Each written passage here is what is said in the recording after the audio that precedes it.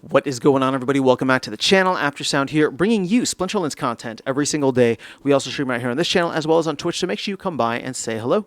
This video is also brought to you by my music, which is available anywhere you stream music under the name Aftersound, and I do have a new song out recently called Don't Forget About Me, the Supernova version, so check it out. Let me know what you think, and I appreciate the support. All right, guys, let's talk about Midnight Potions because we are now almost a week in, about 12 hours-ish away, maybe a little bit more than that, from being a full week into Midnight Potion production. And I'm a little surprised that we only have, I'll round up, 140,000 potions that have been created. Now, here's the thing. I did the quick math on this. Let's double it for another week, even though there might be more produced in this next week, and say we get to about 140 times 2, so 280,000.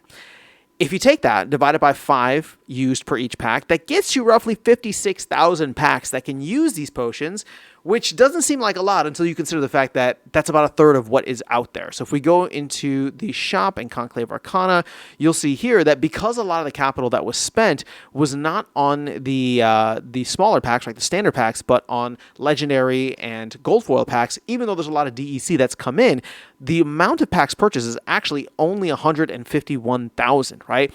A third of that is your standard packs, right? There's 97,000 there, but then you got about a little over 9,000 legendary packs and about 45,000 alchemy packs, right? If those were all translated into standard packs, I don't know what it would be, but it would be significantly higher, right? What's 1152 664 divided by 4?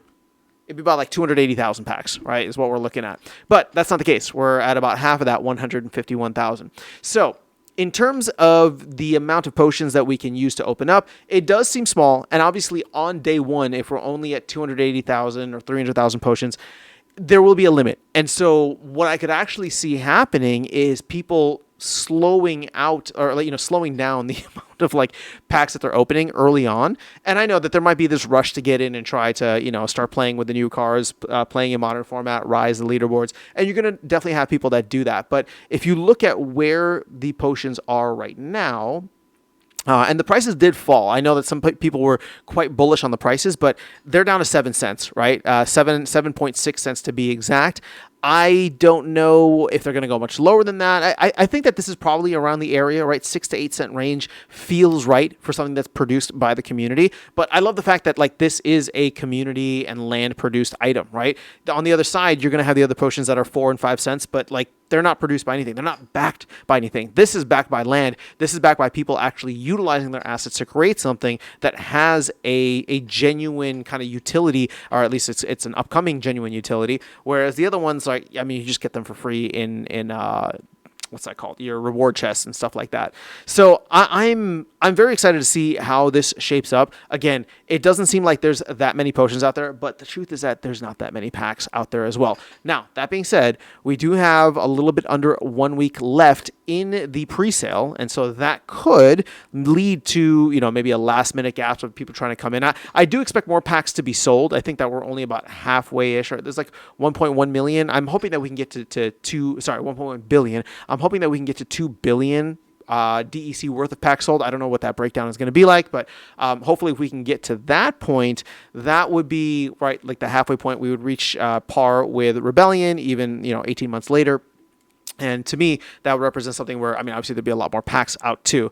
So I don't know what's going to happen with this. I think that the pricing on potions, at least them coming down into the 7.5 cent range, I don't know if that's leading people to think that maybe potions are not worth creating, right, on land. Because, again, I'm not running the numbers here in terms of how much, for aura and all that. But I'd be curious to get your thoughts on this. And I'll try to spend some time in the Land Baron channel to see if people are talking through this. At the end of the day, though, what makes this fascinating is probably some of the biggest aura producers, meaning the people who can produce midnight potions.